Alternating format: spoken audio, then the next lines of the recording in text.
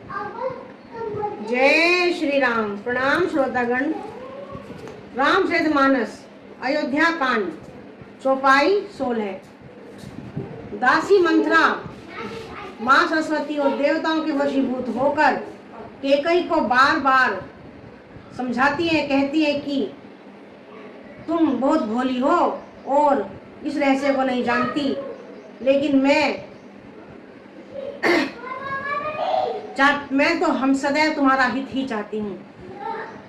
तो रानी कैकेयी भी जब उसके बार बार कहने पर उसके वश हो जाती है। गूढ़ कपट प्रिय बचन सुनीति है, अदर बुद्धि रानी सुरमाया बस बैरनी सुहद जानी पति आनी। आधार रहित देवताओं के वश में होने के कारण अस्थिर बुद्धि की स्त्री कपट से भरे प्रिय वचनों को सुनकर रानी कैकेयी बैरी मंथरा के बहकावे में आ गई और उसको अपना हित करने वाले समझकर उस पर विश्वास कर लिया।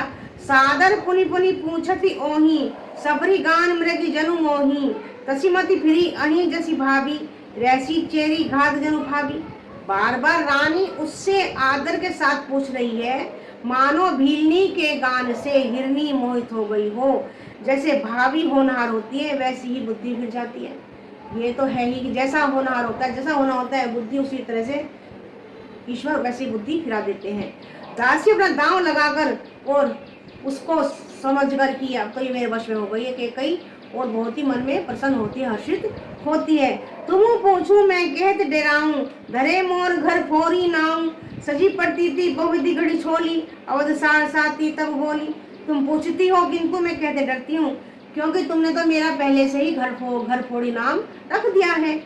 बहुत तरह से गढ़ छोड़कर खूब विश्वास दिलाकर तब वह अयोध्या की साढ़ साथी, यानी कि जिस प्रकार शनि की 7.5 की ग्रह चल जाती है, उस तरह से वह कपटी मंथरा ने अपना चाल कैकेयी पर चल दी। प्रिय सिय रामो कहा तुम रानी, राम तुम प्रिय सुपुरी बानी। रा प्रथम अब ते दिन बीते, समूह फिर रिभु होई परीते। हे रानी, तुमने जो कहा मुझे सीताराम प्रिय है और राम को तुम प्रिय हो, सो यह बात सच्ची है, परंतु यह बात पहले थी, वे दिन अब बीत गए।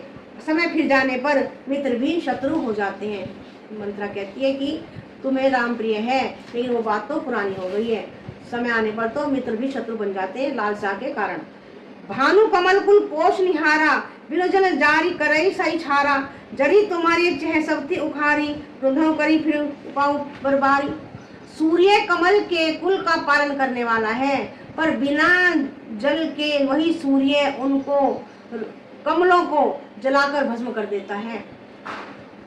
सोत कौशल्या तुम्हारी जड़ उखाड़ना चाहती है, अतः उपाय रूपी क्षेत्र बाढ़ लगाकर उसे रूंध दो, यानी उसको सुरक्षित कर दो। कहते हैं कि तुम्हारी सोच है कौशल्या तो, और वह तुम्हारा अच्छा नहीं चाहती, वो तुम्हारा बुराई चाहती है, और इस होने वाले कार्य को तुरंत रोक दो। बोल सियावर रामचंद्र की जय।